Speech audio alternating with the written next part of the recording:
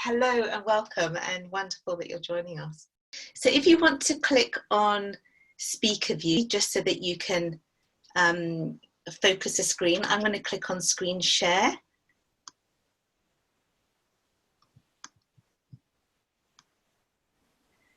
And to say formally welcome, welcome, welcome.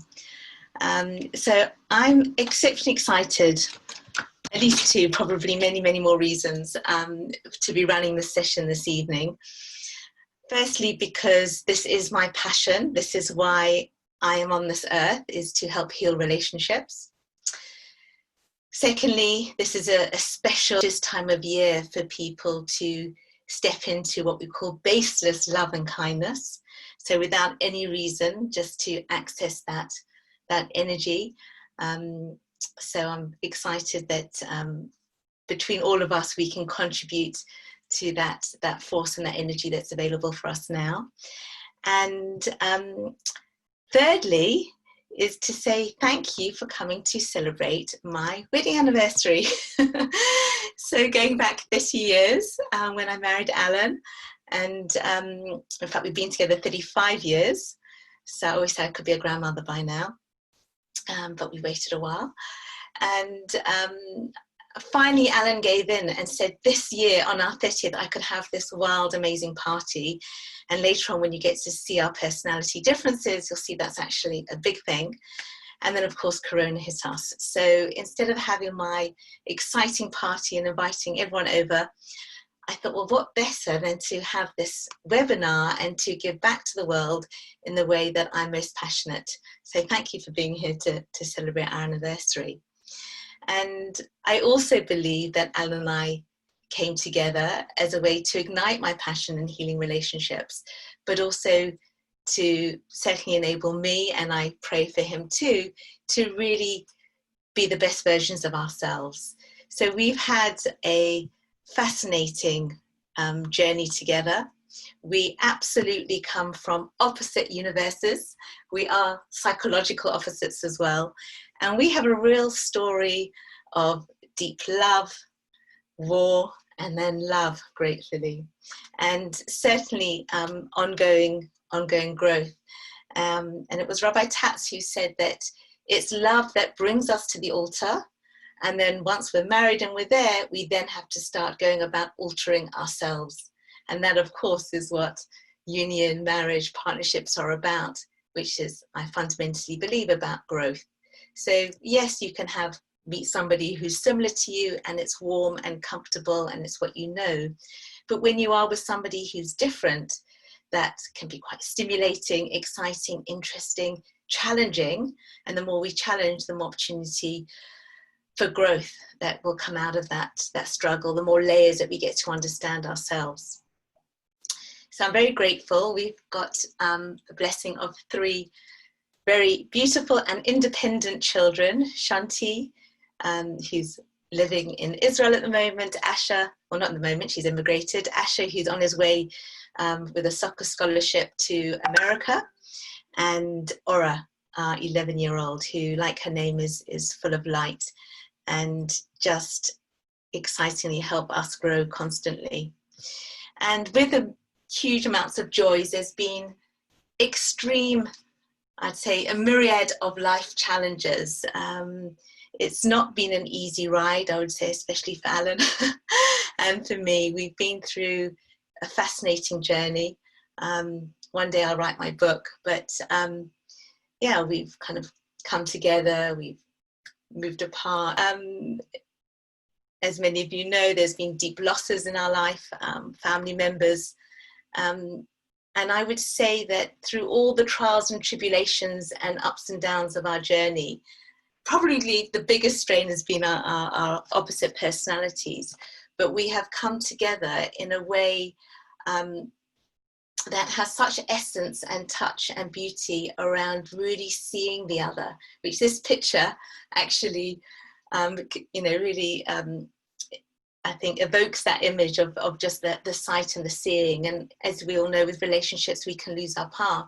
And I feel that we've got that again, that we can really look at each other with such joy, curiosity, mystery. And we really have started this over the last few years, this wonderful new adventure of learning about each other, becoming and connecting. So I'm very grateful to Alan to be my life partner.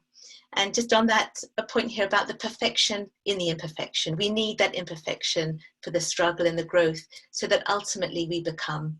And of course, we all know it's this ongoing cycle of becoming, together and apart, together and apart. And ideally, we get to a place where we really do see the other and we're able to stay more on a parallel path. So with this amazing journey, I have learned a few things that I want to share with you. I'm not a relationship counselor, I'm an organizational psychologist, so I apply my passion in the workplace, helping organizations achieve their potential, very much focused on relationships within the workplace. So my only kind of credibility for running this session this evening is really in my marriage and relationship to Alan.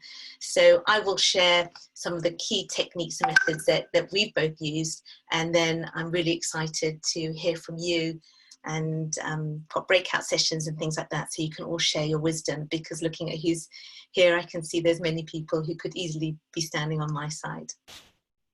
So just want to do a little bit more around the context. Want to really find out where you're at currently, why you're here, what you'd like out of this.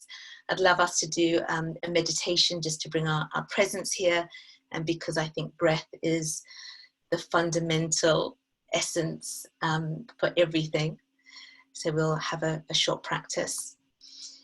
Then we'll go into the relationship principles and then open it up to share, explore. And my hope, if I was to have one desire, the action would be that there is something here that resonates with each of you in some way, that you think, yes, I want to take this into my life. I want to practice this. And through that practicing, that it kind of helps you on maybe a rediscovery, a return to love, and a new exciting new coming together.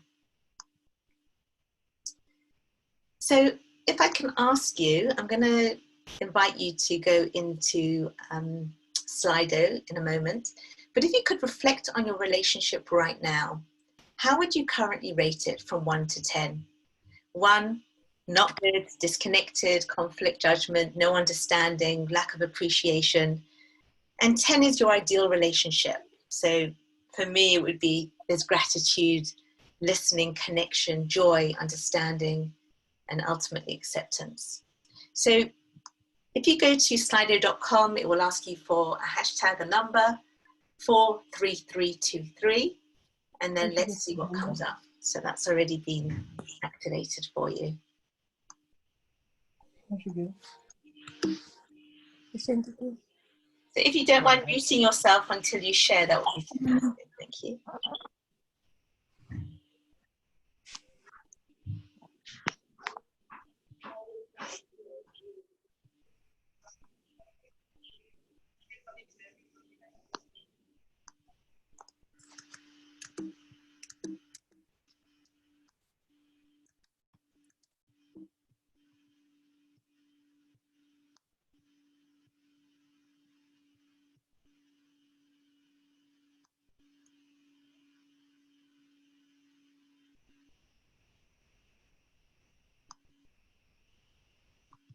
Okay, so can you all see the slider on the screen? Let's see what we have here. So 5% of us are sitting at a number 10, which is amazing. Nicole, we can't see Slido. Oh, you can't see it? No.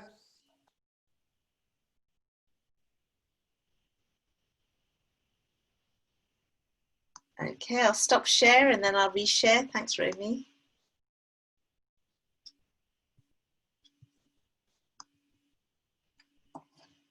Can you see it now? Yes. Wonderful, thank you. Okay, so it's going up 7%, people sitting at number 10, 18%, 21% at 8, 18 at 7, and then it fluctuates. No one's at 1, that's a great sign. Okay, so more people are building up. We'll just give you a few more moments. At the moment, we are averaging 6.9.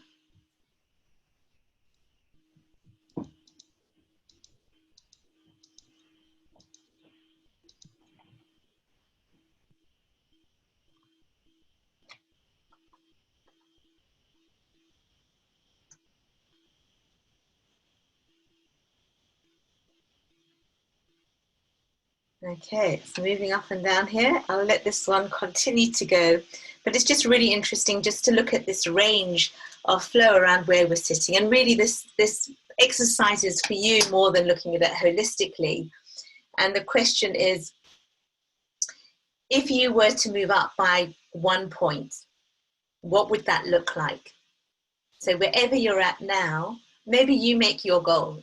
Would you like to move it up by 1 or 2 points? Where would you like to be sitting? And my perspective is that anything's possible right now.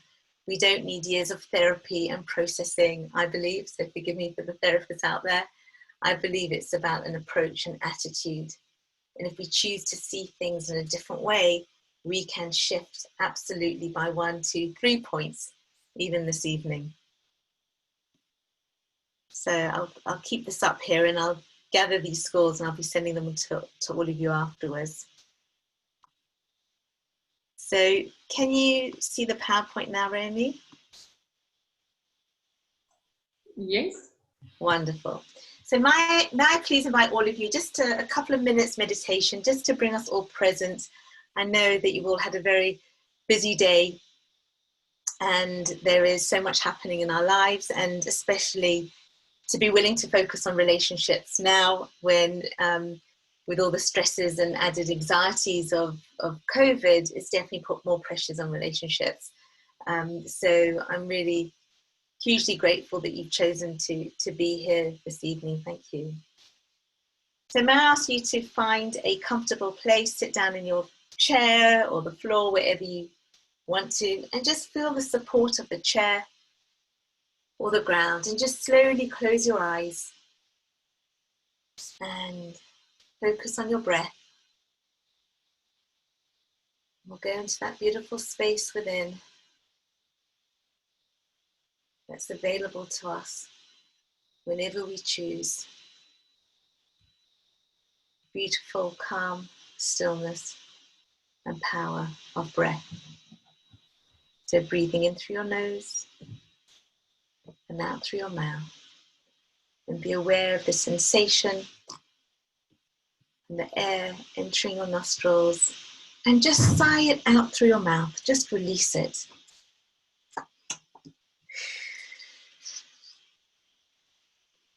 I'd like you to go on a journey to a place where you feel really safe, serene, your comfort place. And sit down there comfortably in your mind's eye and see yourself with your partner. I'd like you to imagine you have a number 10, an ideal relationship with your partner. Everything as you'd like it to be.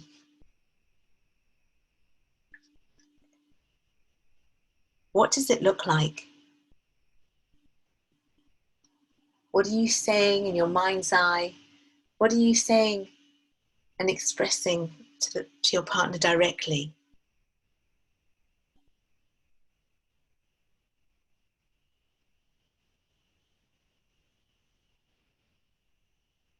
What are you both saying and feeling and thinking?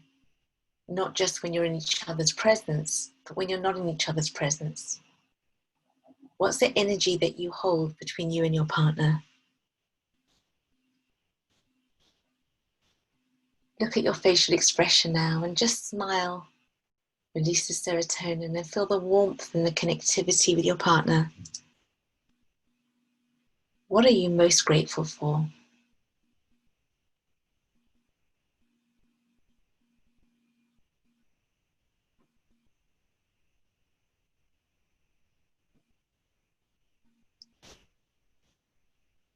Let that gratitude expand itself in your body and see where it rests in your body, where do you feel it? Is it in your heart, in your stomach, in your head, in your hands?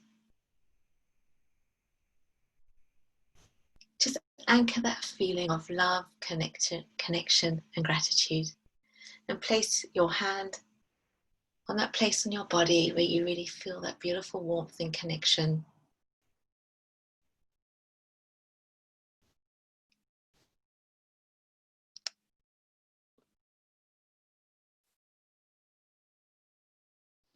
And let's anchor it with one word. So whatever that word is, say, I am. So the word I'm feeling now is kind. I am kind. My partner, Alan, is kind. So say your name and their name.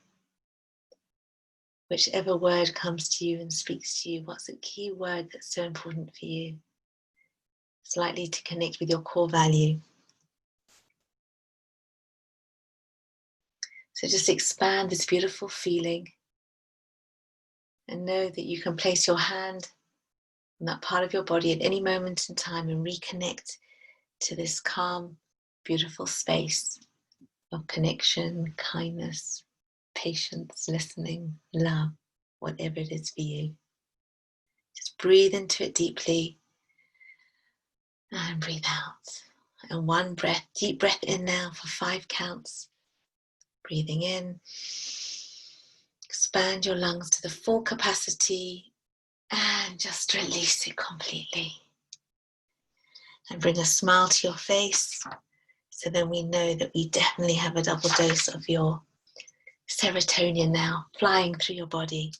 And when you are feeling down or in a low mood and it comes out in your relationship, just actually physically smile if you feel like it or not. And you'll see it will release something beautiful in your body, beautiful hormones that will help you return and regain composure.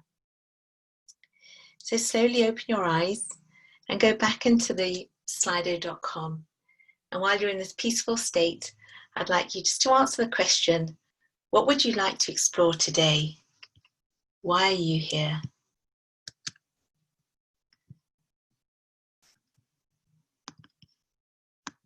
So really, why did you choose to join us today, your precious, beautiful time? What was it that drew you to be here?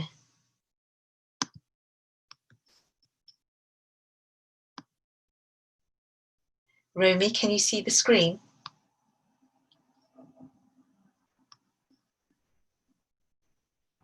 Yes, Nicole, we can. Wonderful. So what questions would you like us to explore this evening? I can see some people are having fun drawing on the screen with the annotate bar. We will come to that later. I'm going to clear them for now.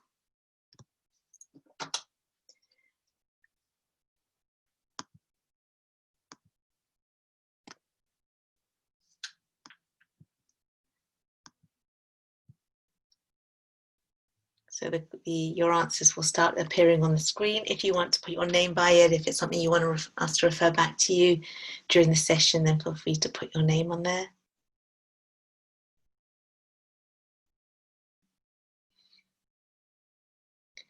I'm hoping we're going to be flooded with your answers. Let me make sure I put it on the right mode.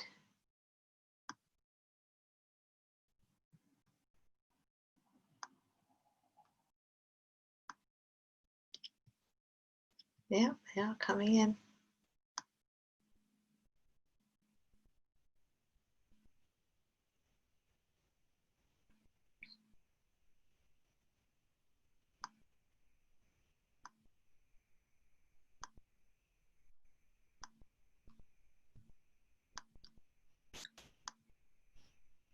Okay, I'm not sure why it's choosing not to show up on the screen, so we'll read it down here. It's not as pretty, but we can still see it.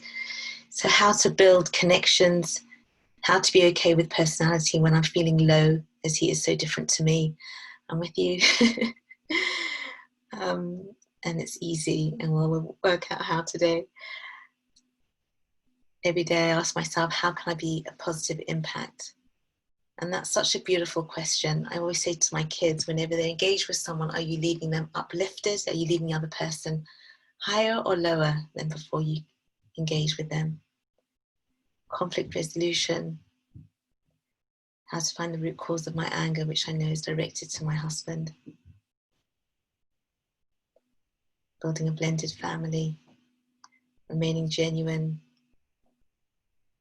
how to build deeper connections, to be okay with his personality when okay, the art of warmth and tenderness in marriage, beautiful, communication, growing together and dreaming together, how to find common ground when having heated discussions when coming from polar opposite personality types. That I can work with you on. How to be fully supported of your partner without judgment. The power of humor, absolutely. Once your mood's raised, then there's a whole new outlook and a possibility to engage in a whole new way. They say when you are too anything, too angry, too hungry, whatever it is, just don't communicate then. Just go off, go breathe, go run, go eat, go do whatever you need to, but don't engage when you are too of anything. You need to be in that calm, grounded place so that you really can engage with open listening. How to stay in love with 30 years after 30 years. I've got to say it's better now than ever before. Satisfactory sex life. I'd recommend. The best thing ever is we have something called mikvah, where you come apart physically. You don't touch for 12 days. From the time that a woman menstruates, it's say 5 days plus another 7 days to represent the cycle of life. And the whole focus for those 12 days is on physical and mental connection. And then the next 2 weeks or so is all about the physical. And it literally feels like you're on honeymoon again. And it's exciting and curious and beautiful. So I'd really recommend any form of abstinence, of being away and knowing that you can't, and then the excitement of when you can. And of course, the other part of that is just really having deep, deep trust so that you can communicate fully and openly all the time, really saying and talking about exactly what you want and what your partner wants, and then it's just fun. How do you continue to prioritize each other in this busy world? It's challenging, but it's a choice. Communicating and listening, how to reconnect with your partner, overcome distrust. Got a lovely process called Crossing the Bridge, which is wonderful for that.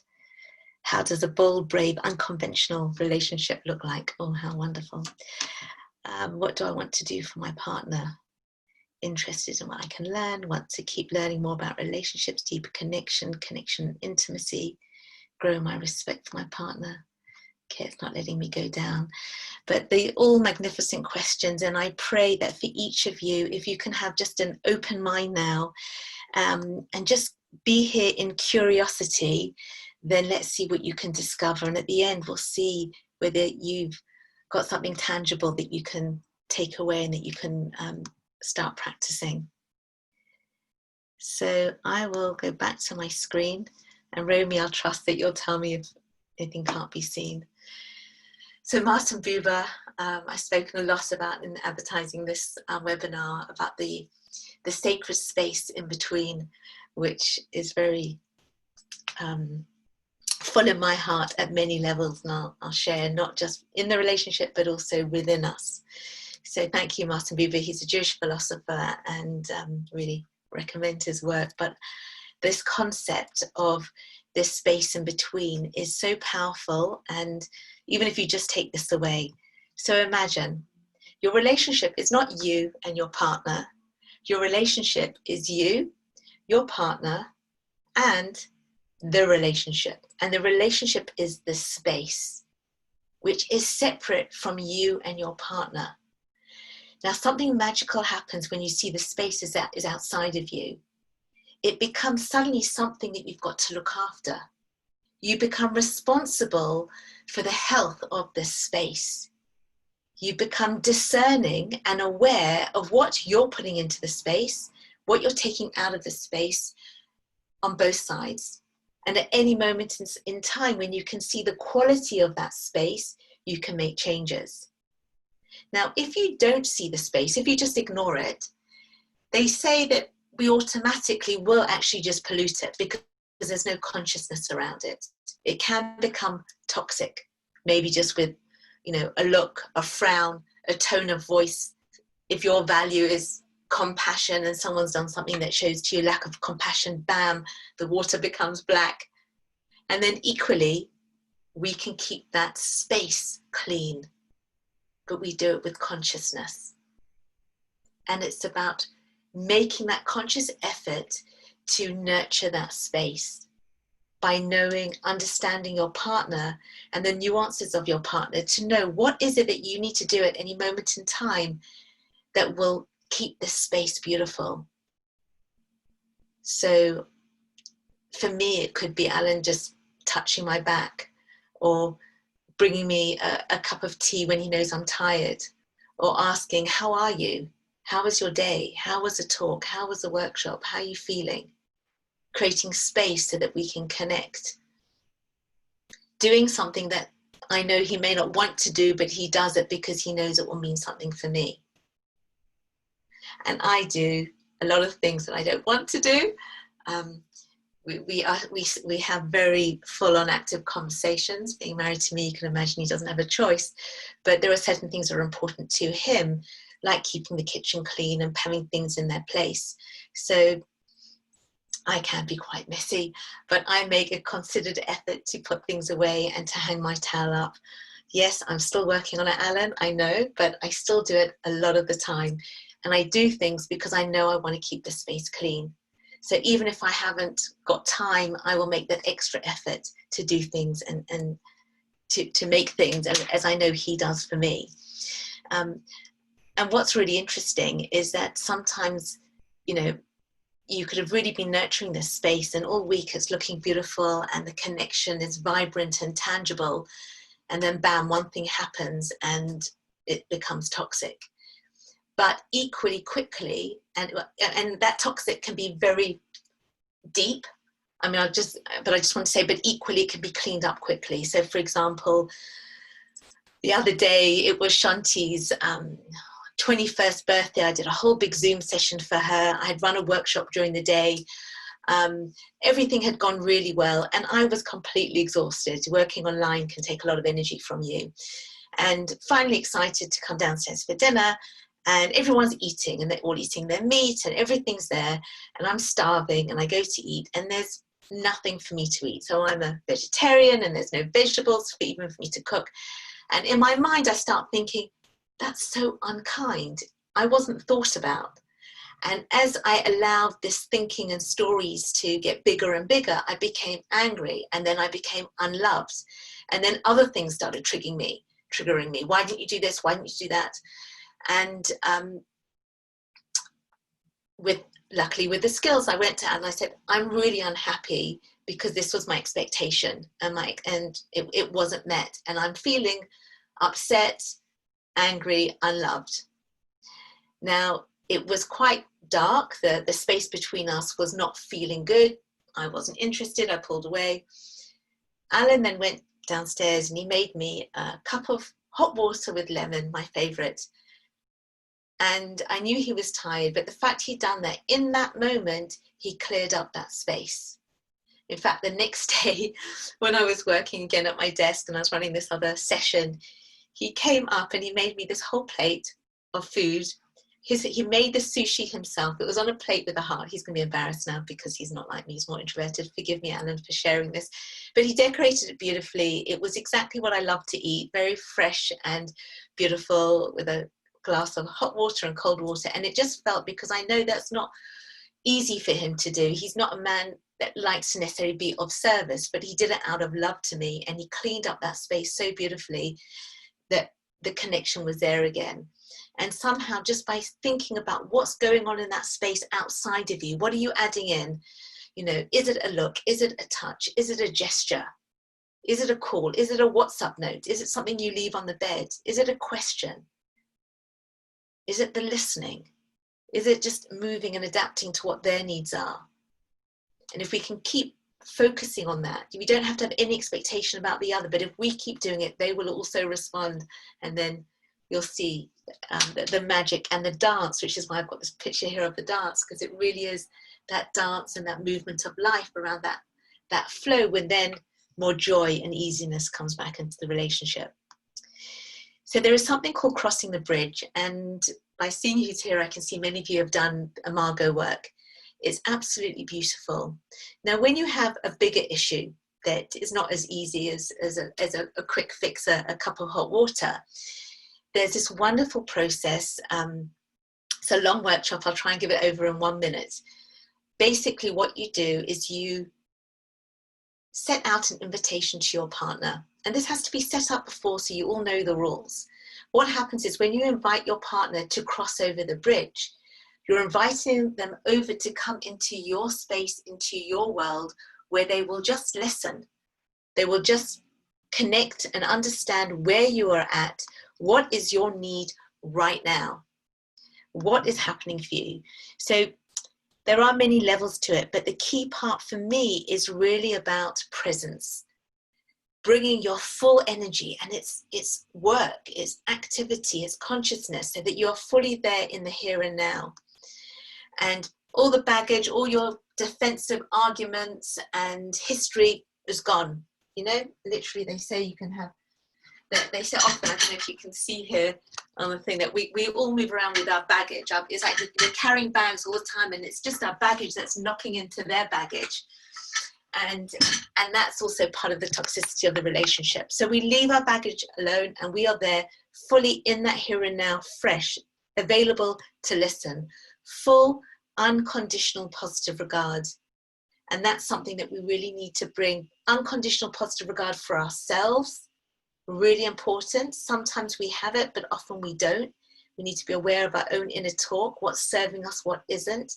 Replace it with positive self-regard, and absolutely unconditional positive regard for our partner. So when they're not there, how do we hold them in our thoughts, in our feelings, in our actions? How do we speak about them when they're not there? Unconditional positive regard, fully open to listen. And I say here, listen until it hurts. So if you're not a natural listener, it takes consciousness, it takes effort and energy. But what we're looking for is not the words. We're looking for beyond the words. We're looking for the essence. What's the underlying spirit of the communication? What are they really trying to say? And you know when you've got it. You feel it when you've got it. And when you've heard them and understood them and you have that feeling, you feel incredible inside of you, and your partner feels so understood, and the connection is tangible. So the way that we do that, so I'm just going to go back a slide, is once they've come over the bridge, we say, please talk to me, what's happening, what's going on? And then the other person will just speak what's happening for them. They'll speak their mind freely, openly, knowing that their partner is there just trying to understand. And then when you finish expressing yourself, that your partner says, okay, so what you're saying is this, this, and this. And they repeat back the essence, because they've been searching for the essence. They repeat back the essence of what you've shared. And then they say, did I get you? And then you can say, yeah, you got most of it. There's this extra bit that's also really important. And then they repeat back that extra bit. And then if you want to, you can go to another level, which is, I can imagine that made you feel sad, angry, disappointed, whatever the emotion is that you picked up. And then they can say, yeah, I did feel sad and angry and irritated and really frustrated and unloved and uncared for. And then you repeat back those words. Now, there are more and more layers of it, but even those two stages themselves are palpable and so powerful. And then you can return the favor, invite your partner back over another time. But in that moment in time, it's not about solving the problem or giving your perspective or asking questions. It's just really being in that space of listening, and you'll see something magical will happen. Ultimately, we all just want to be heard, and we want to be seen as okay. I'm okay, you're okay. Let's talk. So that is crossing the bridge, and also this whole idea of near you and the space, a sacred space in between. What are you putting in? What are you taking out? How can you keep this beautiful space clean? Another way of accessing the sacred space in between the relationship is by really accessing it within yourself. So this, if anyone who's done work with me would know this quote off by heart. Between stimulus and response, there is a space. In that space is our power to choose our response. And in our response lies our growth and our freedom. So we may say, oh, I am who I am, and I react and I do this and I just get so angry and da-da. You're not, you are who you are. In fact, it's been proven now with neuroscience, I'll go into that in a minute, that we can actually change who we are. And in fact, as I said earlier, we're drawn to that altar through love, and then we go about altering ourselves. Yes, we need to. We're accountable to. We are accountable for how we show up. We're accountable for our thinking, our feelings, our behavior, and our becoming. We need to know our stuff. We need to know why our being is this way. Where does it come from? What happened in our childhood to create certain belief systems, which we call limiting core beliefs or default dramas? But we need to go on that journey to understand it, to embrace it, to see it. And then we can make choices that say, this behavior serves me, serves my partner. This behavior doesn't serve me. And I can change. How can I change? By knowing that my typical unconscious reactions can be transformed to conscious responses. Responsibility, ability to respond. How do we access that space? We access it through breath. You know, it's milliseconds that often we just react so fast. We don't know it, we don't see it, it's unconscious. We need to make it conscious. We need to broaden it from milliseconds to a second. We need to breathe. We need to step back. We're responsible for every word and tone that comes out of our mouth. If it's not kind and thoughtful and helpful and nurturing to that space in between for the relationship, say nothing, walk away. I love that the word listen is the same letters as the word silent, just reordered. Silence is often the best approach. Just shh, breathe. Self-calm. And we know the importance for self-calm because of what's going on in the brain. It's been proven through neuroscience now, social neuroscience. We have the prefrontal cortex here, the front of the brain, limbic brain, amygdala in the middle. And the amygdala easily gets hijacked because naturally every second we are looking for threats in our environment. We want to survive and be protected and be safe. So we're looking out there, and that's why our reactions are so fast. And when our amygdala is activated, it's not good for us. It's not good for our health. It's not good for our immunity. Look, sometimes it saves us. You know, there's a fire, run. It helps us have that immediate response. But also lots of big hormones go triggered in the body. But if our amygdala is hijacked and it's in control and we're shouting and we're screaming and we're being uncaring and we're putting our energy onto someone else's, that's not okay. We need to self-calm. So I call it return to composure, coming back.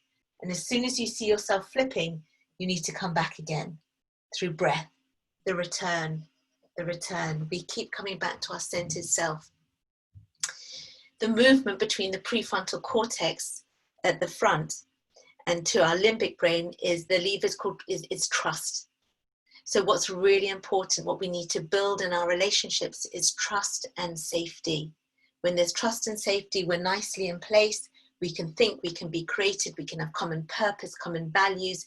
We focus on driving forward towards a common goal. But where there's not trust and we flip, we're in a protection mode. And then it's very hard to be open to communicate.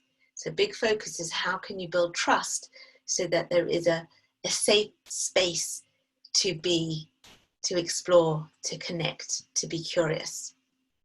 So I hope this analogy of the brain is just something that you can literally, I do this to my kids the whole time, they're a bit sick of me. As soon as they flip, I just do this, I come back. And they know, they go away and they breathe and they return and they come back with exceptional insights and thoughts. But we can all do it. We just need to be conscious about it and know the importance. So just a picture of mountaintops here, recognizing and moving into kind of personality now, is that each of us are completely unique. We all stand on our own mountaintop. Now, the reason why I'm showing you this is to say that it can be quite hard for us to relate and connect to different people who are very different to us if we don't have some kind of model or system to anchor it on. So if you could imagine there's 8.5 billion people in the world, each of us are standing our own mountaintop. Each of us are completely unique in our personality, in our reality, the way that we see the world, based on our upbringing, our belief systems, our schooling, our culture, our family. We are constantly impacted by what's happening around us, which makes us see the world a certain way. We have a very fixed perception. Luckily, we know through neuroplasticity, we can shift and change our perceptions. I'm hoping this evening in our conversations, lots of our thinking is hopefully our paradigms will start to shift. I think, okay, I don't need to be this way. I have a choice. I could be a different way that will serve me and my partner and bring us together with greater grace. So when we stand on our own mountaintops, obviously, when we try and talk to someone on a different mountaintop, we're going to clash because we see things so differently. So what do we need to do? We need to get off our mountaintop and travel up someone else's. And that's actually what we're doing when we say cross the bridge in Imago. We're saying, let me come and have a look on your side of the bridge. Let me come and have a look on your mountain up there. How are you seeing things? And now I could be thinking, this just does not make sense to me. This is not what we agreed. It's not what we discussed. Why are you doing this? But instead we hold that assumption, we contain it, and we ask, we question. Let me go have a look. Let me go and see. Get off our mountaintop, up someone else's. Now, 8.5 billion people, that's quite challenging if everyone is different. So what we have also found through the ages, going back to Plato, Hippocrates, is that there's also commonalities within people. And it's often translated in different models around color. And many of you know the luminous system. And I'll share that as a model with you now so you can try and see, where do you sit? Where does your partner sit on this model? And I'm going to ask you to work out maybe the first, second, third, and then even what we call the shadow color, because everything gives you information. Now we'll start off with 4, it expands to 8 to 24 qualities to 3 personas. Obviously we can't do that now, so I'm just going to give you a little bit of an insight, very high level. But the point I want to make here is it's not personal, it's personality. So in my years of marriage, in the early days, when Alan said to me, you know, you're not doing this right, not putting things away correctly, I felt hugely criticized. I felt not good enough. And then as I learned that he wasn't doing this to me, he was making requests in the only way that he knew how in order to survive and succeed in his environment. And once I understood that this was just personality, I was suddenly very much available and willing to make changes and to accommodate. It wasn't always easy for me, because you'll see we're complete opposites, but we can be much more freeing in our compromising when we know that this is not personal. No one's trying to attack you or upset you. People are just all trying to survive and succeed in the best way they possibly can at any moment in time. So this is Alan. He sits on the what we call the conscientious blue archetype, very organized, reflective, reliable. He is actually an actuary, so his work is aligned around assessing risk, prefers to follow rules. And you'll see in a moment, I'm his psychological opposite on the inspiring yellow archetype side, creative, lots of energy, quite strategic, visionary, seeks and creates new opportunities, new ideas, new solutions. And then the opposite continuum is what we call empowering green. The energy changes, it goes inside, and it's all about connection and the other. So to be more concerned, supportive, collaborative, empathetic, the listening. So someone with empowering green, they don't want you to ever listen to them with a solution in mind. They just want to be heard. Listen to me. Show me you care. Involve me. That's their love language. And then the opposite side of that is the red. We call this commanding red archetype. Direct, bold, focused, fast, competitive, like to control things, get things done to a high level. They've got this engine driving them inside me. inside them. Okay, yes, it's me as well. High standards for oneself and for others.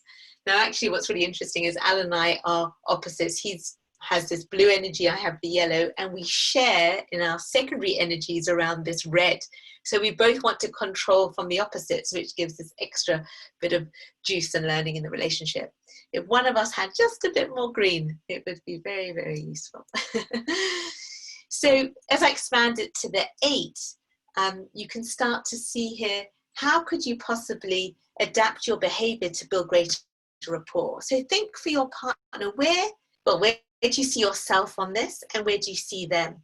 So if they are on the blue side, they would like you to focus on facts and give them time to think. Don't ask multiple questions and then walk out before they've answered. They'll see that as disrespectful and rude. Ask them a question, give them time, and listen. And if they're not taking up the space in a conversation, create the space for them. It's not because they don't have an opinion, is that they're waiting for the pause. And if that pause never comes, you're going to lose out on a viewpoint that could be so useful and powerful, but we've let it go because we didn't create enough of a space for it. The introverted similarly allow quality time, sincere listening, again about giving the space, the giving positive feedback, show you care, words of affirmation, involve them. Inspiration driven at the top, go with the flow, they like surprises, they like things to be different. Big picture thinking, explores possibility, focus on what can be done. Extroverted, be enthusiastic. If someone's highly enthusiastic with big picture thinking, they've got lots of ideas, and someone's on the opposite side and starts shaking their heads, that's not going to work. It feels like a dagger in the heart. Because you've got to understand, big picture thinking and extroverted, it's not about the solution necessarily or the end. It's just about staying in the process of the ideas, not necessarily to implement. So, and then finally, the outcome focused is, all you need to know is be brief, be bright, and be gone. But if they say, how you doing, or how's it, or whatever, they don't want you to go into this whole long thing about how you are. They just want you to say, fine, and move on. Be brief, be bright, be gone. But come with your thinking up front. Be action orientated, because that's a language they can work with. And discipline driven, be your word, and help them feel more at peace by having a plan. So you can imagine where you're at, like booking a holiday. It's a great exercise to think with the different approaches to how you go about it. What are you going to do during August now, this lockdown? How do you go about the process to decide? So you're all welcome to do a Spark portrait. If you haven't yet, then Romy will send out the link.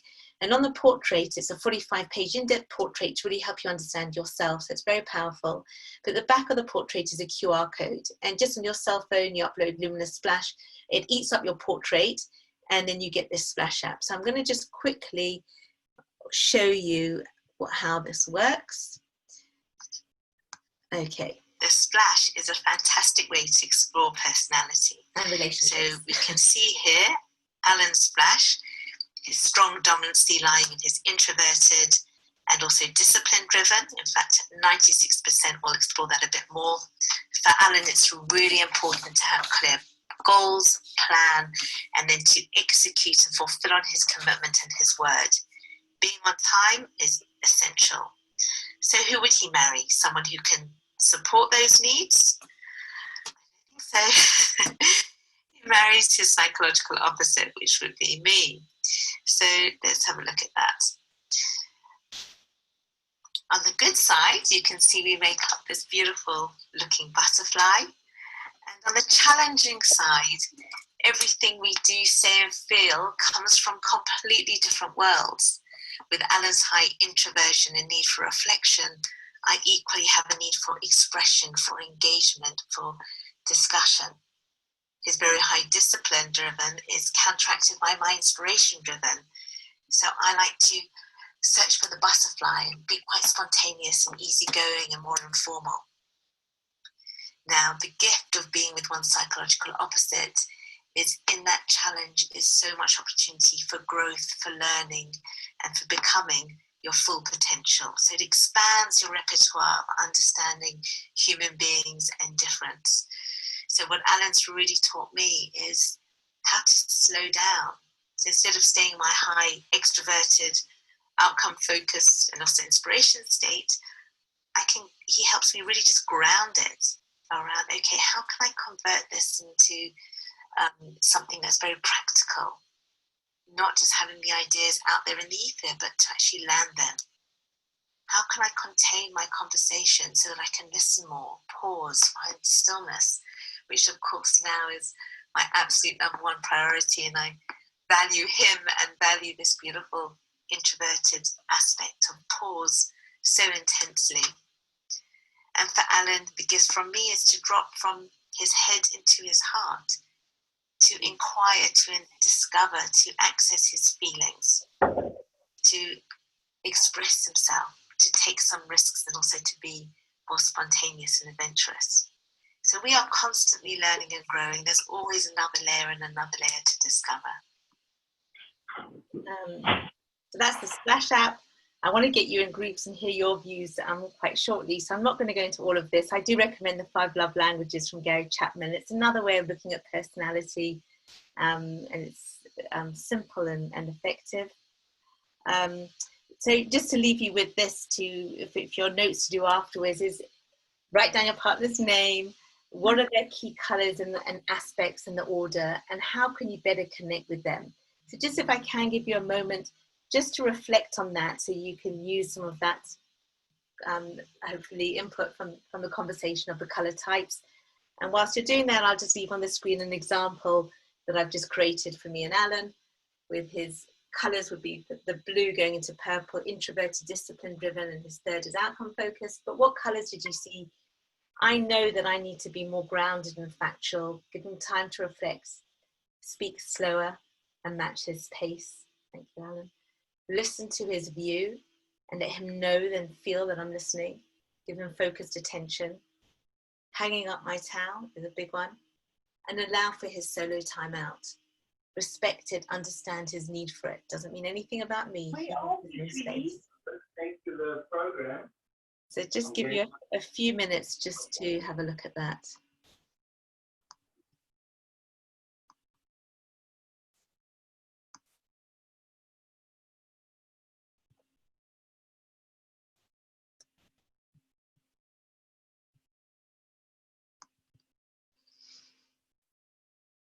So if any of you come up with something great, it'd be lovely to hear. Maybe just put it in the chat. What is it that you are going to, that you can see in terms of your partner's colours, and how can you adapt to them to create greater rapport?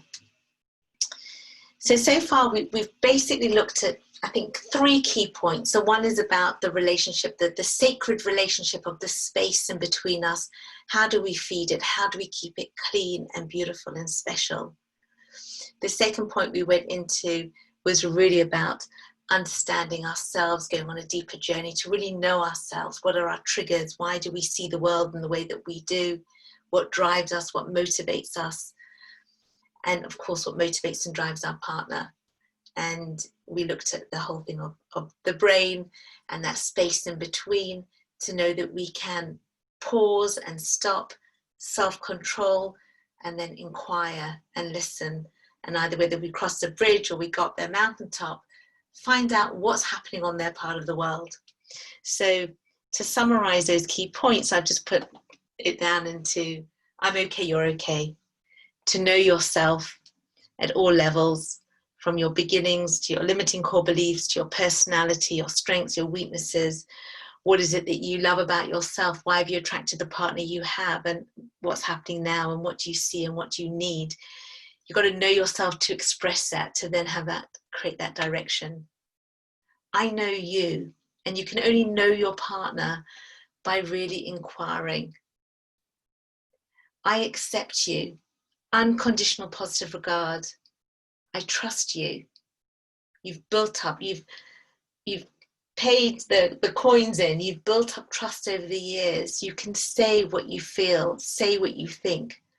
I hear you, so I'm really listening. I see you, so I see you, I see your essence. So that means that we're also very forgiving. When your partner's acting out in any way, we don't go into the drama, we look beyond. And maybe they're just saying, hug me. They're shouting and screaming at you, but they're just saying, I need a hug. I'm tired. I'm not coping. I'm scared. I'm fearful. And they just need to say, you say, it's okay. I'm here. We're here. We'll work it out. Talk to me. But we've got to look for the essence. We go beyond. I ask of you. So whenever you want to blame your partner for anything, don't blame, just make a request. What is it that you want? Say what you want. Stop the blame and anything. Just don't say it. Just make the request and you'll see magic will happen in a calm voice. I give to you. And that's what you're coming and that's what you're giving to the relationship. You're giving to that space. What is it that you're putting in? To be able to say, I'm sorry. I messed up. As we say a lot of in our family, I'm only human. That wonderful song, I'm only human after all. We will mess up and we'll mess up again and again and again. But then we've got to own it. We've got to say, I'm sorry, forgive me. This is what happened. And then we try again and we get back in there and we work it and we speak it and we laugh about it. And the final is, I thank you. And I thank you is probably the most important thing. It's about appreciation and gratitude. Look out for what your partner's doing, things that you may not have noticed. The little things, see it and recognize what the benefit is to you, what it's given to you and your family by them doing what they've done. See it, speak it, and then appreciate it. We all want to be appreciated and seen. So we've got to look out for it all the time. See things so we can say thank you. So these are some ideas, and I hope that there are some things that have triggered for you. I'd love to give you now, I'm going to give you, we've got I'll give you 10 minutes if you can, so you can get some feedback. What you do to ignite your relationships. So any key ideas that come out from the breakouts, can you just chuck them into the chat so then we can also see and then feed that through later. So any other ideas, any other thinking methods, approaches that you have to really help you manage your relationships in the best possible way. How were the sessions in the different groups? If you've written yours up, then please share. So Nicole, Paul here, I've just said there, listen to my partner and girls, my 3 teenage daughters, better than ever before. So they're constantly telling me, Daddy, you're not listening to me enough. So just to try and listen to them better than ever before, even notch it up one level. Amazing, amazing. Thank you, Paul.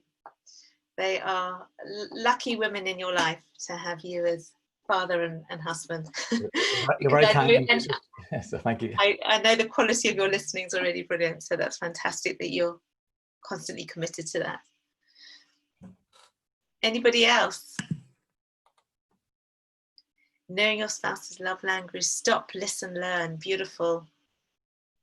So Nicole, just in our group, which Yvonne mentioned, was getting back to the simple things, you know, not kind of over complexifying it and having to do these grand gestures and then waiting in that moment. But his kind of views with his partner were around the simple things and the picnics and the outdoor, away from the distractions, to really have that moment to connect. So I thought that was quite beautiful. Amazing.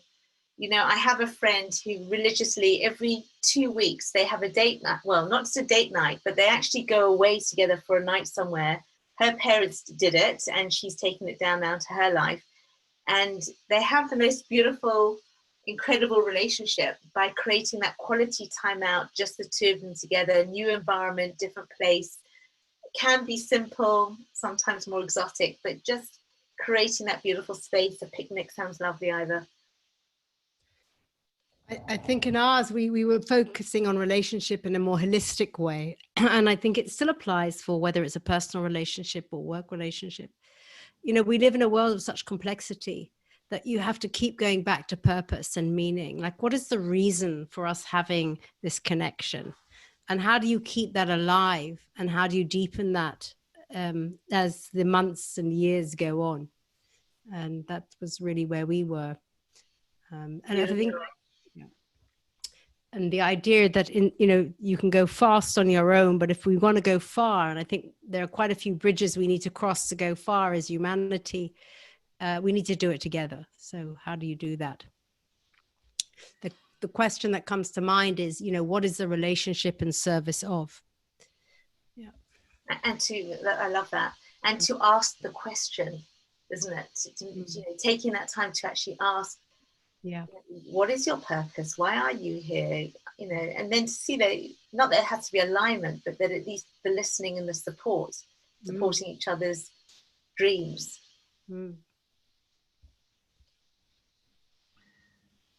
I'd like to say something. You sparked off a thought when you were talking about people having date nights. Well, over the COVID lockdown, I instigated, because I have a need for extroversion. I'm a yellow person, my husband is a blue person. He's very happy with his books and his computer. But he very kindly agreed to be having a date lunch with me. So I would make a super lunch with wine, and we'd sit outside and have conversation, and we would do this once a week, and that was fine for me. I think it, you know, for him, he didn't actually need it, and I loved it, and we're still continuing with that now. So that was something new that I instigated. Fantastic. And does he enjoy it? Does he find the value? He does. does. Yes, I think it's added to the relationship and deepened the relationship. Fantastic, because you've had new quality time together. He's seen you putting in effort. You're filling up that space, that relationship space, through the effort of this sacred time together. Exactly. And you know, I very much appreciate the fact that this isn't something that he requires or needs. He's very happy just to eat, you know, in front of the telly or something, the effort that he's put in. And I think from our conversation with Paul in the breakout room, I really liked the model that Paul shared with us, which I did write down on in an idea here, where he says, well, that instead of saying thank you and sort of saying, oh, well, thanks for being flexible or something like that, communicate the benefit to me, but also the sacrifice, or maybe there's a better word for it, but the sacrifice that he has made in order to give me this pleasurable experience. Fantastic. So I really like the model that Paul shared with us in our breakout. Lovely. So to be really, to be specific, that's beautiful words. Thank you so much. Uplifting, enlightening, some of you said fun. Okay, so do you feel like you've all got something that you can apply? Connected, spark to vision, beautiful. Confronted my delusion, that's interesting. Oh, thank you. Out beyond ideas of wrongdoing and right doing, there is a field. I will meet you there. By Rumi. So I want to say thank you, and if you're interested, these are just a few of the upcoming events. Still need to confirm a few things, but definitely my team and I are running a Discover Lumina. If you're interested to find out more about what we do in terms of developing self-awareness and understanding other and team. If you want to discover you and do your portrait, then we would love to share your portrait with you and take you on this beautiful journey of composure, where you really work with the overextended, we call it the beauty and the beast, both sides. And then we are doing a series of new soul talks that Julie, Michelle and I've started, and we've expanded our group. We're going to be looking at different ways of sharing and guest speakers and things like that. So we hope that you'll join us for those talks. And they'll all be around about the midday time if you wanted to pencil them in your diary. And my final word is I would love to recommend this most brilliant book called The Currency of Connection. In fact, I will stop my share here. So I can, if everyone wants to go on the gallery, or but just to see this, it actually feels like leather. It's by Teresa Mitrovic. She's a friend, a wonderful friend and a colleague, but this is a Bible of the currency of connection. I would highly recommend it. It's an absolutely superb book at many, many levels. So, and you can get it on Amazon, and then just leave a note saying how great she is. And she'd really appreciate it. So thank you to each of you. Thank you for giving your precious time Thank you, Julie and Romy, for supporting me as always. Love and grateful. And thank you to every single one of you for being brave, for giving up your precious time and to be here. And thank you for sharing your wisdom. And keep it flowing. We'll put it all together and we will send it out to you, and appreciate any other feedback that you want to send to us. So I will keep this on gallery view, and if anybody wants to share, we'll just do a formal kind of goodbye. The session's over, and if anybody wants to stay and chat for a little bit, I'm around here, so I'll stay online. But thank you very, very much, and it's been fantastic. Thank you. Go well. And go out there and spread more light, love and kindness in the world, because that's what it's all about ultimately, raising consciousness. And it's our time. Lockdown is time for transcendence, self and relationships and the planet. Nicole, you know, the thing is that, you know, women aren't hysterical, they're historical. So... You mean remembering? Yes. So it's especially difficult to receive an apology for a quick I'm sorry, for a behavior that's like repetitive. Because then you know what I mean? You're like waiting for the next time. You know. Yes, yeah, it's especially a feminine, I'm told, a feminine trait. You know, we build up a case of historical events that back our sort of, you know, negative experience of some events. So just thinking about that, I'm just wondering what would be possible in that conversation if we tear up our book or our records and we come with a new piece of paper and we have a new dialogue that says, what are we moving towards? What does this new reality look like? And then we dig a bit deeper around that. Well, how will I see it? How, you know, let's define this, let's play with this a bit more. And then how are we going to, you know, how are you then going to reinforce it? Because I also, I believe that people are responsive to what we're putting out, both in our words, but also in our energy.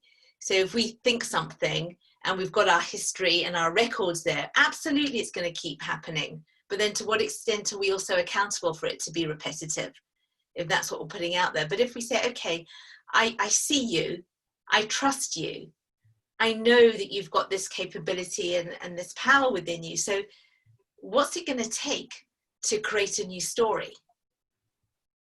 I think the word that really matters, what you said there, is trust. Yeah. And no, I'm just thinking, like, if somebody says, oh, I'm sorry, you know, I'm referring to this quick I'm sorry that's unqualified, an unqualified sorry, and especially if it's a behavior pattern that keeps repeating, it's the repetitive behavior pattern often breaks the trust. So, you know, the trust may not, the trust for whatever reasons may not be there.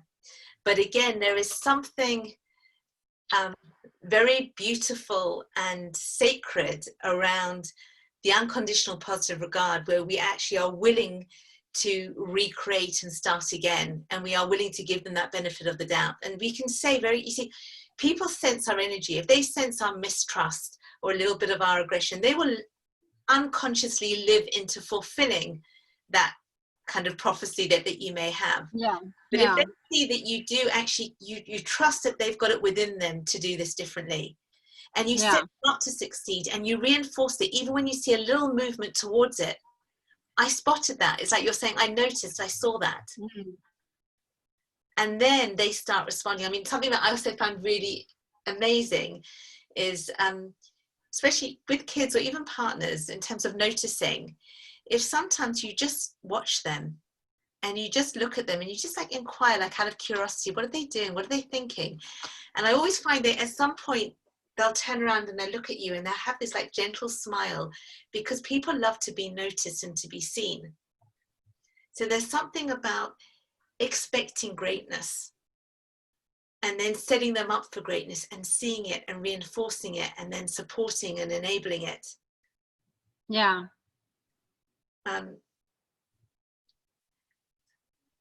So it's exciting. It's like it's a wonderful journey, because, you know, we always say that we are the author of our own books, and, you know, we write our next chapter and we can recreate that depending on what we're bringing. And I suppose it's the same for, can we support the people that we love around us to create a new chapter, something different, because we see that possibility in them. Yeah. Yeah. Thanks, Sheila. Thank you very much. What a beautiful way to celebrate 30 years. Oh, Salute you. thank you.